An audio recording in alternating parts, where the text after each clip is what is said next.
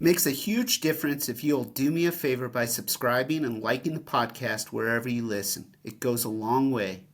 Thanks, and I hope you enjoy. I just want to ask you to share this podcast with friends and family online and offline because it makes a difference. It makes a massive difference. So if I can ask you, make a request, please share this podcast, share my podcast globally through your social networks so I can grow this podcast. Thanks. Jonathan Stanley is an author, entrepreneur, and purpose seeker. He comes from three generations of entrepreneurs and has chased purpose across the globe, including backpacking through Africa, the Middle East, and Europe, eventually living in the mountains of Italy. He says he wasn't looking for a title, he was looking for meaning. He's been an executive coach and consultant. He's had a global brand that he built from the ground up that was operating in more than 30 countries before selling the company in 2019. He focuses on values-driven leadership and the impact one voice can make. In this conversation, we talk about his leadership philosophy, his life lessons, his background, how he came to believe that leadership should be human, purposeful, and powerful. All right, Jonathan, welcome to the Wisdom of Life. So great to be here. Yeah, I'm really pleased that you're making the time. And I want to start off in your book. There's a comment about how your dad. I wanted to ask you, how did your dad motivate you to pursue entrepreneurship? Yeah, my dad was an entrepreneur for as long as I can remember. So when I was growing up as a child, I watched him every day just building a business. And some of my most memorable moments with my father were actually going with him on buying trips. So, my dad was in retail and ladies fashion. And so we would go on these buying trips to Toronto and Montreal. And I would get to step into these warehouses full of dresses and watch my father haggle over price. And I just had a really great relationship with him. He took me under his wing and sort of exposed me to the business early on. And of course, his business evolved as I was growing up. I got into financing and mortgages. And so I was just exposed to entrepreneurship. My grandfather, in fact, was an entrepreneur and my grandmother. So it was just really just an amazing experience to be surrounded by a family of entrepreneurs. Yeah. Yeah. I mean, when you think back even to your grandparents, what are some of the lessons that you learned along the way from starting, let's say, with your grandparents about entrepreneurship and life, and then going to your father? Yeah, I think that the big thing that sort of stood out to me is that they were always just so grounded. I mean, they were successful at what they were doing in life, but they were just, I remember both my grandfather and grandmother being very grounded, very kind, empathetic, compassionate. And that sort of resonated with me.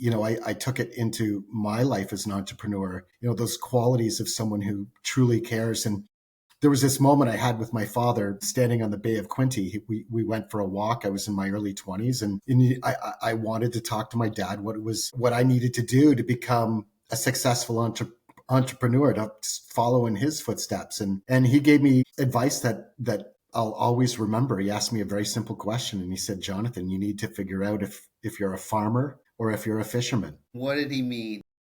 Hmm. So as he explained to me, because I had that question, I was like, "What do you mean, Dad?" Yeah. And he said, a farmer is someone who fertilizes the soil and plants the seeds and nurtures the growth and grows plants into harvests at the end of the season. And a farmer keeps some of the seeds for future generations. It was about nurturing and growth. And a fisherman is always going out for that elusive trophy fish, right? You're just on the water, you're in your boat, and you could spend your whole life searching for that elusive trophy fish you want to catch, go for the big one. And so he was really imparting his wisdom on me to say, you can nurture and grow something and share the rewards with others, or you can just spend your whole life searching for that one big catch and you may never find it. What did you draw from that? What did you decide, or was that an evolution? like okay, you continued to reflect on that as time went on, or No, I had an immediate response. I told my dad I wanted to be a farmer. wow, Yeah. like that? Yeah. Yeah, I knew that, whatever I wanted to do in my life as an entrepreneur, I wanted to deeply care about what I was doing. I wanted to sort of plant those seeds and nurture that growth. And that's what I was exposed to when I was growing up. And so I wanted to follow in the same footsteps. yeah. How much of that do you feel is like from your grandparents and your father? How much do you feel is nature and versus nurture for you in that respect? Yeah, I really think it's nurture over nature. I mean, there's different paths that I took. I didn't immediately become an entrepreneur. I had a different vision for my life at a very early age. In my teens, I was exposed to a lot of reading and writing, and I aspired to be an author. In my teens, that was the path I was on. I even sort of decided at one point in my early 20s that I was going to, just move in that direction. I worked as a waiter, and I saved and I saved and I saved, and I bought a plane ticket to Italy. I moved into a small mountain village of 60 people in the mountains just above Cervetza it's on in between sort of Milan and Rome. And I rented a 17th century home, and I began to write, and I wrote every day. I wrote my first novel in my early 20s. And did it get published, or like what happened? Yeah, so like every sort of aspiring author or artist who is going down that road of creativity and passion, I ran out of money, and I had this sort of decision to make. Do I continue my life as a starving artist, or do I come back to Canada and begin a career? And so I decided to come back to Canada and begin a career. And I didn't realize I was a little naive back then. I didn't think, I could continue to write in the margins of my life. I felt at that time in my early 20s, I needed to make that choice. So I decided to pursue a career rather than obviously follow my dream of becoming a writer. So that book got stuffed into a manila envelope where it's been sitting in a chest for many, many years. Oh my goodness. And will you pull it out of that chest and out of that envelope at some, are there plans? One day I Yeah. will. Yeah. Yeah. What was the novel about? Yeah, it was boy, this is a little deep, but yeah, the first novel was really all about my experience of it was a coming of age story, high school into the early years of my 20s. It was all about my first love. And I don't want to get too deep here, but when I was 17 and I dated her throughout high school, I learned obviously through our relationship and the development of trust that she had been sexually abused by her father for many years. And so that was, it was a cathartic Yeah, writing process for cathartic. me. I really Yeah. needed to get this story out. Um, and the journey behind that story. And there's a lot of layers to that happened over time. Yeah. Did that writing process, we don't have to go deep into this, but like, did that writing process for you, was it cathartic? Like, was it okay, like a release of that energy, that stress? Yeah, it was. It was a release of all of that tension. I had found myself, in my life trying to figure out if I could move on. We would come together every sort of 6 months and sort of reignite and rekindle everything that we had. And I realized that, I was part of the problem. I was a reminder to a past that was impossible to forget. And so, I had to sort of move through that within myself, both for me and for her. Yeah. And so you come back to Canada, and did you see her when you came back, or I saw her while I was in Italy, and that's the last time I saw her. wow, wow. And so you come back to Canada and you're like, okay, I'm gonna start a business. Did you know like, okay, I want to do X or Y or like No, not at all. In fact, I didn't start a business right away. I felt like I needed to sort of move into the work world and get some real world experience. So my first job, I was in a call center doing affinity sales. So as you can imagine, you're stuck in this rolling system of outbound calls where you've got to sell long distance to college alumni. So that's what I did for my first job. You go from being in Italy writing a novel, in this tiny little town, and probably to be like, Yeah, I can walk around and I can do this on my own, to like sit down and put your headset on. exactly. Exactly. So it was a great learning experience from a sales perspective. I honed a lot of really good tools in that role, but obviously it wasn't for me. And from there, I got headhunted out of that company for another role in business development. And that's really where my career began, was in business development and selling. What were some of the skills that you developed in sales that started maybe at that process, at that time, and continued to carry forward that you feel maybe are even transferable? I think relationship is everything. The one thing I learned in sales is that when you put the needs of others first, when you truly want to help someone else be successful, and it's not about you anymore, it's not about getting the sale, it's not about earning the commission, but truly helping people, helping them become the best version of themselves, solving a problem. That's some of the tools I learned through this sales journey, that it was never about me. It was about the difference I wanted to make in someone else's life, whether they were running a company or managing a retail store. It just didn't matter. I felt deeply that I wanted the person I was interacting with to be successful first, and that's such an important lesson that I learned along the way. That speaks so loudly to you. Yeah, as you can imagine, today we live in turbulent times, and I think that one of the things we're missing out on is human connection, emotional connection. And I think that's the most powerful form of connection we can have. And so, everything that I do today, or even then, is about when you put the interests of others first before your own. This sort of magical thing happens, and it's called reciprocity, right? And so if you're willing to give to the world will give back to you. And so what's really interesting about this is, and I find it somewhat ironic, is, in my first book that was published, I wrote about kindness and the power of kindness and how it can create a ripple effect that can touch every corner of the globe. And this incredible sort of event happened in my life where the universe cracked open, and the kindness I had written about in my book was being reflected back at me through this incredible community of, TikTokers and people on LinkedIn who, saw me in this viral moment, this lonely author at Barnes and Noble who has a 10-second clip that's been seen by over 83, right? And it's that kind of empathy and kindness that matters so much today. What is that, as you say that, you express that, what does that feel like for you? To get that attention, you mean? Yeah, to get that, well, that feeling of reciprocity, of kindness, to that human connection. Um, yeah, what does that feel like for you? Yeah, well, when it was coming all at once, when I was receiving thousands of messages from around the world on an hourly basis, it was overwhelming, let me tell you. But stepping back from that moment, I'm just filled with deep, deep gratitude.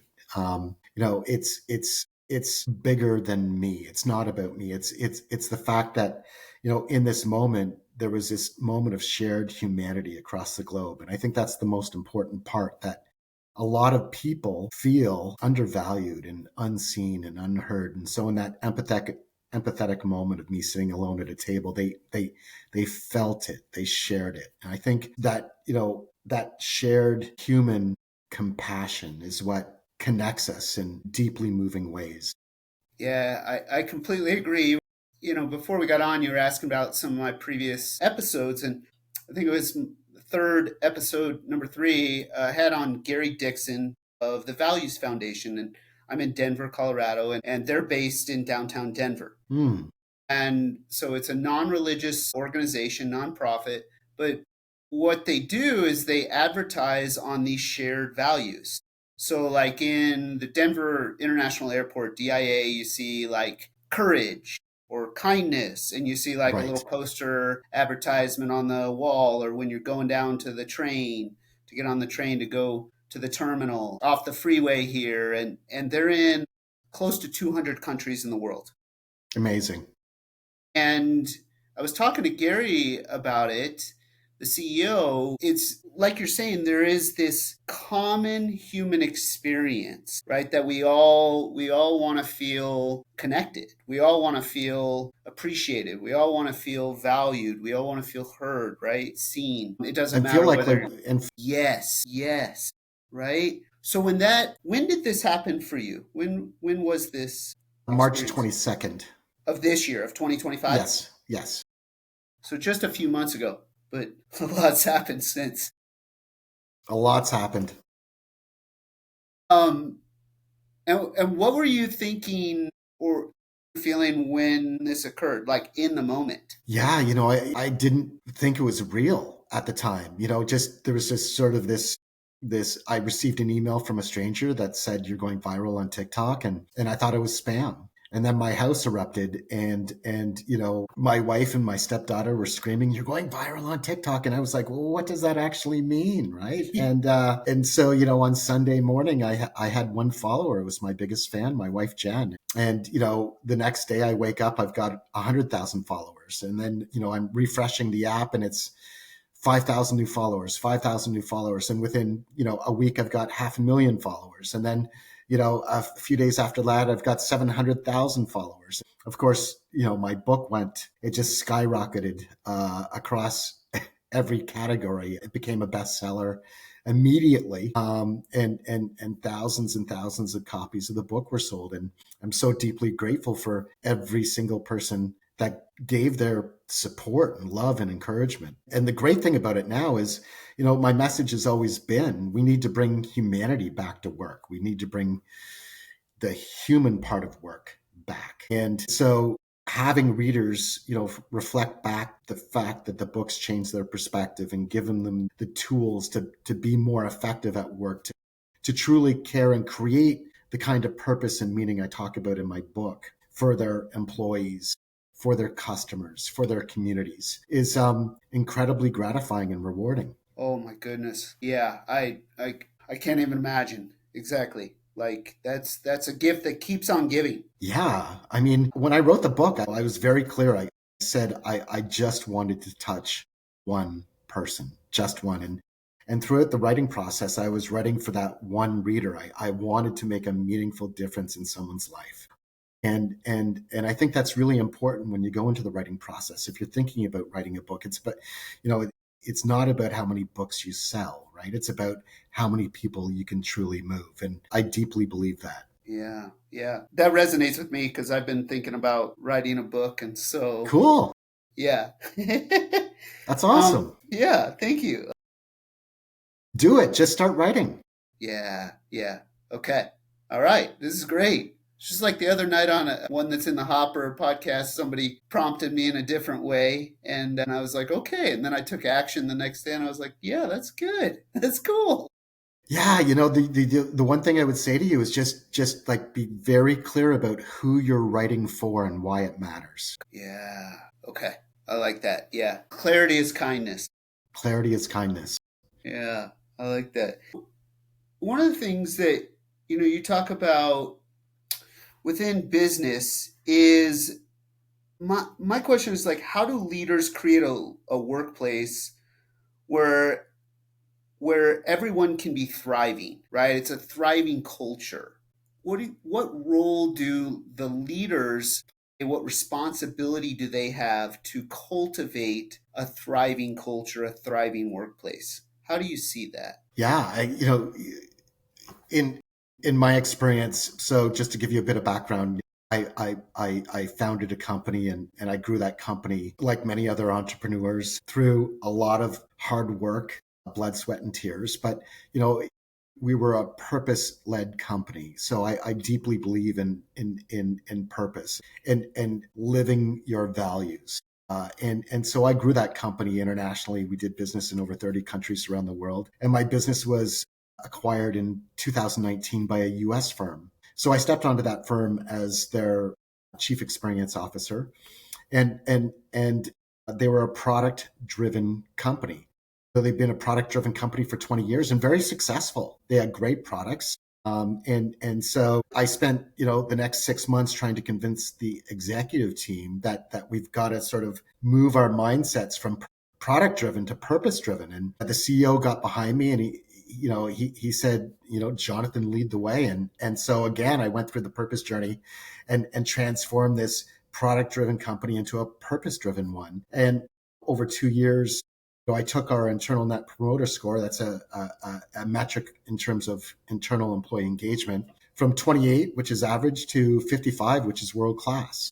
And it's because everything we did at work, we had a very specific reason. We understood our why. And that why is more than just a purpose statement. It's about, why do you exist? And the second part of that is, what is the aspirational change you want to make in the world? And how does that fit into the worldview of your employees and your customers?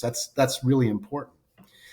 But where a lot of companies fail is they believe that a simple purpose statement is going to lead them to all of the success purpose promises. So if you look at purpose-driven companies across all key financial metrics, they outperform on every single metric. They grow 3 times faster than their counterparts. But what companies miss is that unless that purpose is supported by values that align, core values that align with that purpose, right? If leadership doesn't have values, or if they don't talk the talk and walk the walk, then you erode internal trust. So it's important to understand your why and move with intention towards the positive change you want to make in your community or society at large. And more importantly, have core values that are aligned with that purpose. So your guiding principles at work guide behaviors, interactions, the way people act, think, and communicate. Of course, you have to have a problem, an important problem you're solving, good products to solve them. But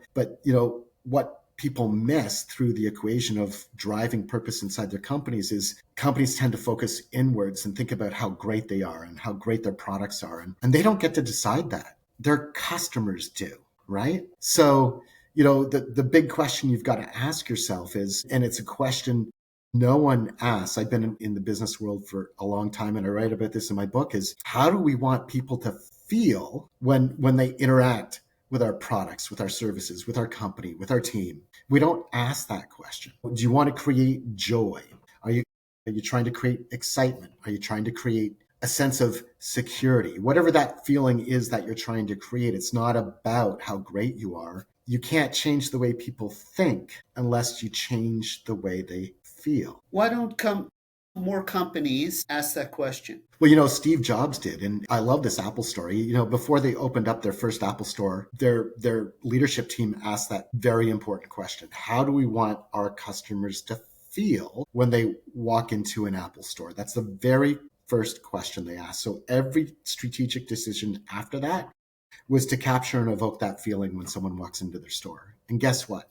They went on to become America's most successful retailer. So, we've got to step back and instead of saying, look how great we are, we've got to say, we created this for you. We exist for you. We value you, and we hear you, and we understand you. You're our people. And so, let's share those stories that move people.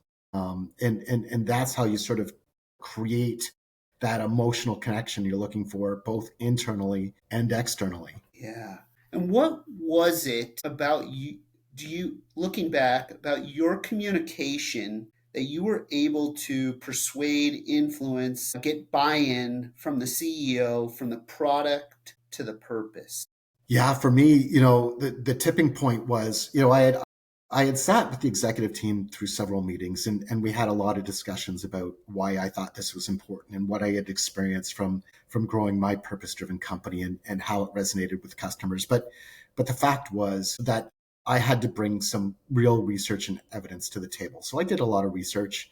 I brought that research to the table, and then I started having sort of these discussions.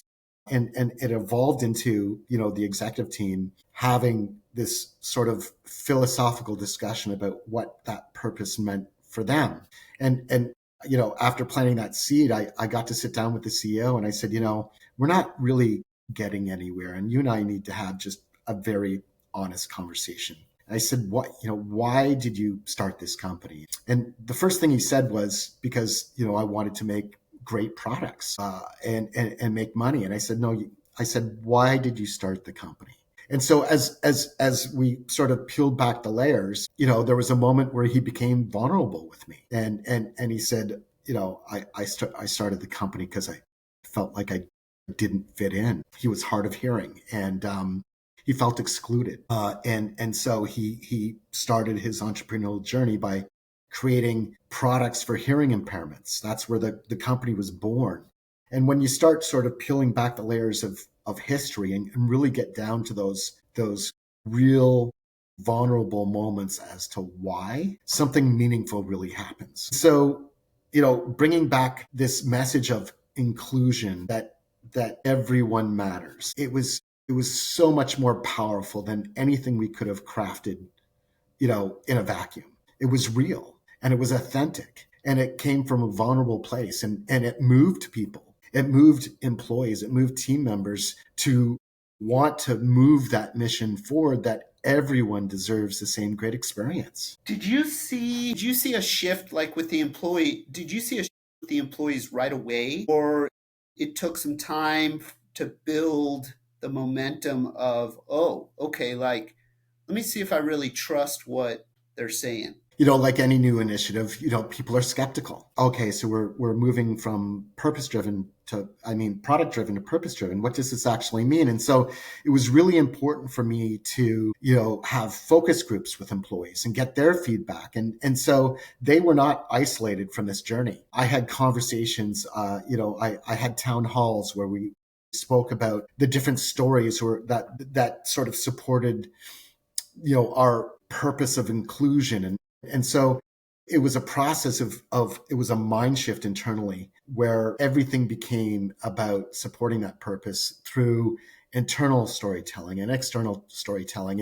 And I implemented a gratitude platform where employees could share their gratitude around a core value, which was hugely successful. We got all kinds of cross-functional gratitude happening across the company. It was just amazing. But this is not sort of, we have a purpose and now we're going to live it. So, you better get in line. It fundamentally changed the way we hired people and onboarded people and brought them into the ethos of the culture we are curating. And it really can go down two paths. And the first path is you can let culture sort of form organically through the expressions, voices, and opinions of others. And that's why we have so many toxic work cultures today. Or you can be intentional about curating culture. And so I was very intentional about curating culture. And of course, fast forward several years, 5 years, and they're more successful than they have ever been. And my argument is that, when you go in with this profit first mindset instead of a people first mindset, and the meaningful difference you want to make, it doesn't motivate people to contribute their best work day in and day out. Is that because it's outside in, not inside out from a motivational standpoint? That correct. Exactly. It has to, it's like, when you look at sort of the demographics of the demographic shift that's happening in the world today, Gen Z is the first generation that are actively seeking purpose-driven work. It's something that's incredibly important to them. And so as you're trying to attract new talent into your organization, they are looking for companies that support corporate social responsibility, who have a clear purpose, who are making a difference in the world. And they're moving towards companies where they can make a meaningful impact. And for that generation that's looking for that, how do they decipher between the ones that are saying that they might do that in the talent acquisition, recruiting process, and the ones that actually are, like you talked about, walking the Yeah, walk? yeah. And so, of course, do your research on the company. And I think that, you can tell a lot from corporate communications and how they sort of convey their story to the world. And certainly beyond that, I would recommend having the courage to actually phone someone inside the company and talk about their experience and see if it aligns with what you're looking for. Going that extra step to learn as much as you can about the organization and having real conversations beyond the interview. And we've got platforms like LinkedIn and Glassdoor, where you can reach out to people that actually work inside those companies and ask if you can have 15 minutes of their time. Yeah, I love that. It's kind of like makes me think Adam Grant, an organizational psychologist at UPenn. He has a question in the interview process to ask someone, "Can you tell me? Can you give me like an example or multiple examples of people that you've helped advance their career and or lives?" So it's demonstrating, right, that it's not just about, okay, we meet this number. It's about, okay, we care about the people inside our organization. We're going to help them grow, develop, and advance in not just in the inside this company, but as their career journey goes.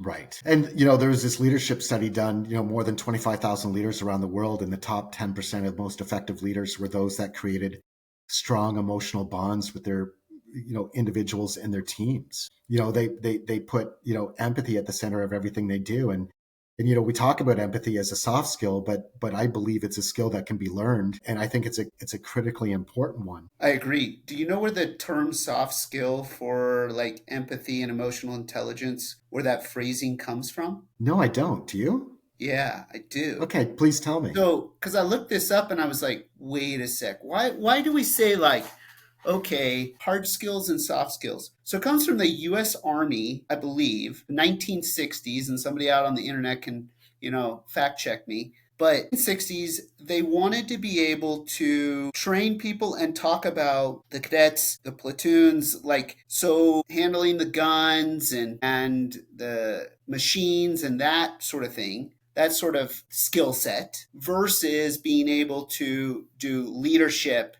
and teamwork and communication Right. and strategy and things like that. So they were like, well, what can we come up with? So in the 1960s, they came up with, okay, we'll call working with the machinery, that's the hard skills, and we'll call the teamwork and the leadership and the communication and things like that, we'll call that the soft skills. But what happened, right, is we associate, they didn't think about the association, I think, so Right. much. We associate soft with weak. But if you look at, like, if you take the military, for example, you take the best generals, military leaders, we think of that they're incredibly strong, but so skilled in a variety of domains, Right. right? In leading people and getting thousands of people to operate in one direction, to move towards. Yeah, to mobilize and move. Yeah. Yes. So whether it's, Stan McChrystal, 4-star general, or you name it, it's like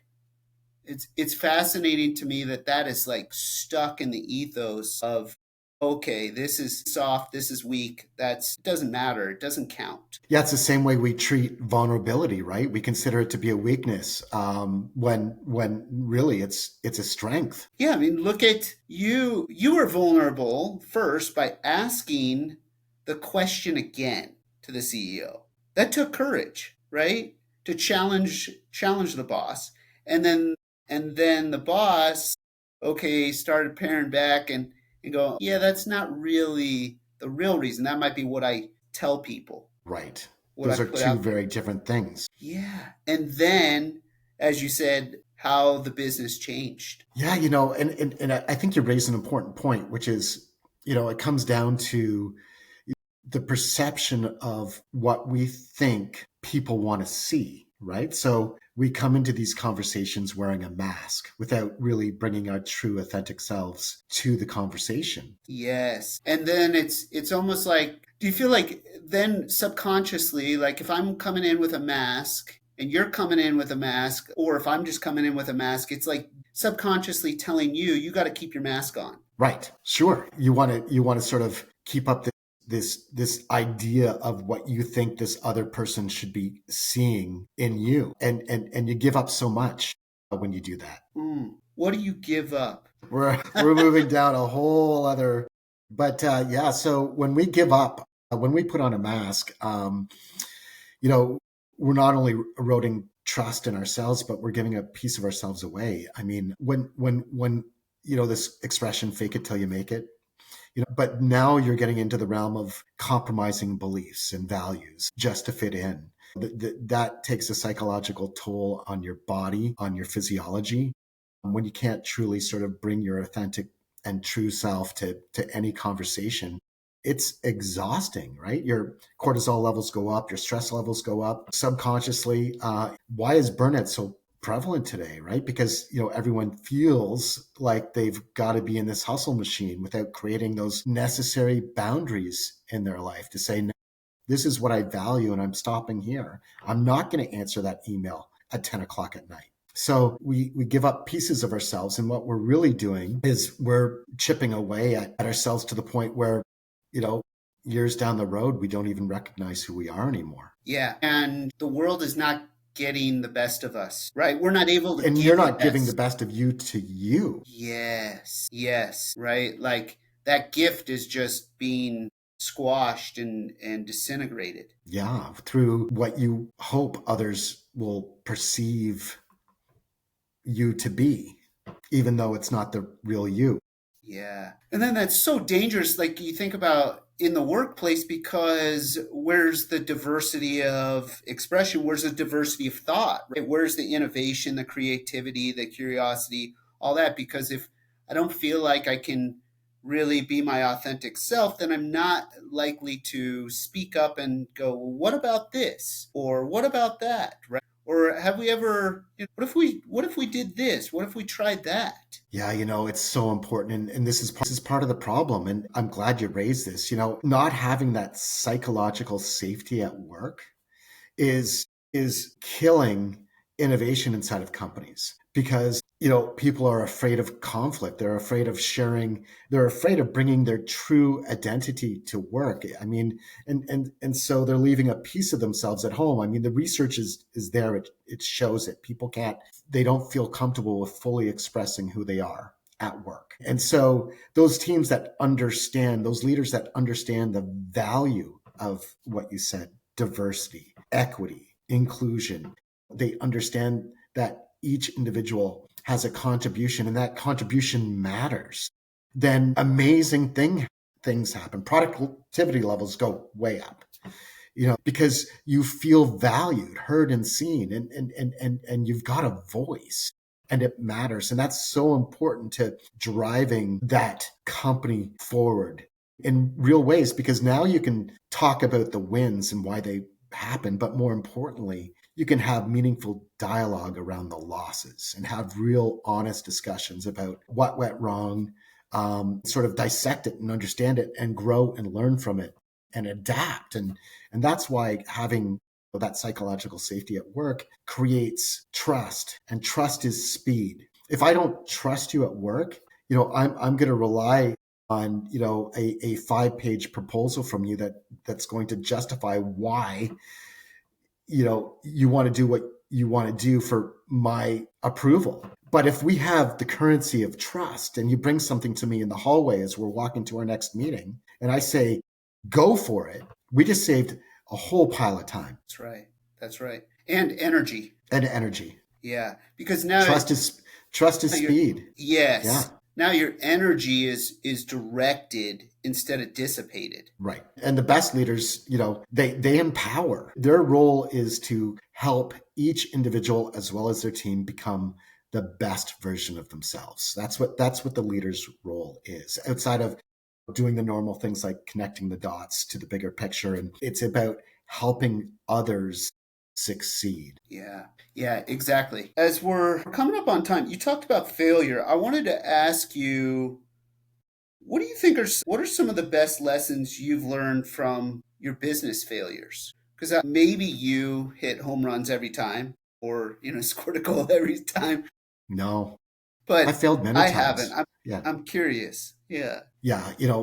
I deeply believe that failure is a necessary part of the journey. And that, we all have choices to make. And I believe a lot of entrepreneurs sort of in that early stage phase of a company, they quit because they come against failure and it's not working. And I find that a lot of successful entrepreneurs are the ones that can persist and push through that failure and learn from it and adapt and change. And failure is a very important part of the process because it's a feedback mechanism for yourself and for others. So, What did we learn? How can we move forward? And let's try something different. And guess what? If we fail, okay, what did we learn from that? Let's try something different. So I've made lots of mistakes. I've made poor decisions, and of course I've had a lot of failure.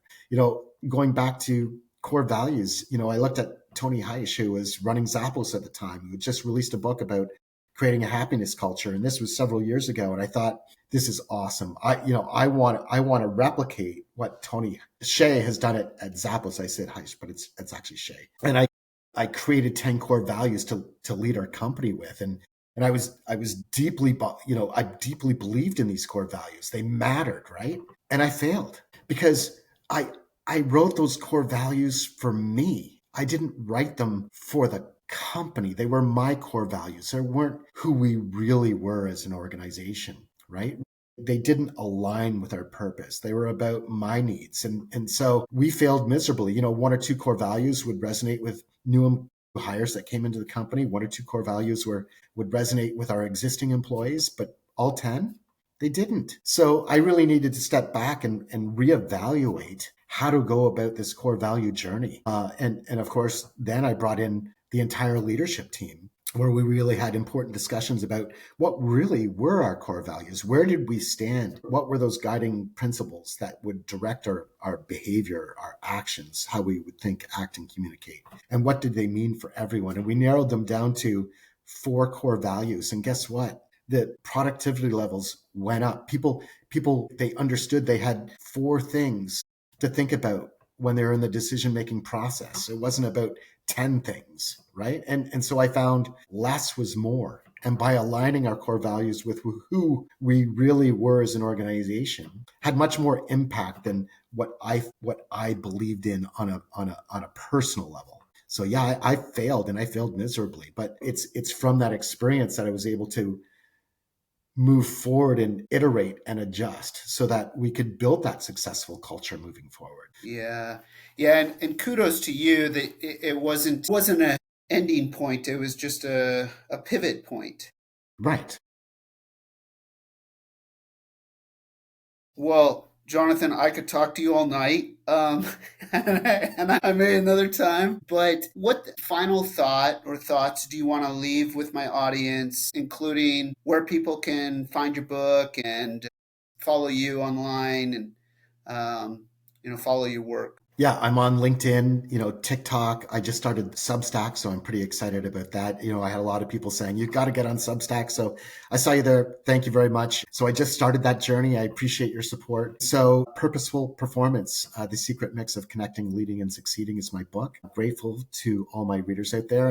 And if there's sort of one final message I'd like to leave with your audience is just remember that failure is not the end and success is not permanent, but just keep pushing forward, pick yourself up and keep going. Your voice matters, and what you do matters.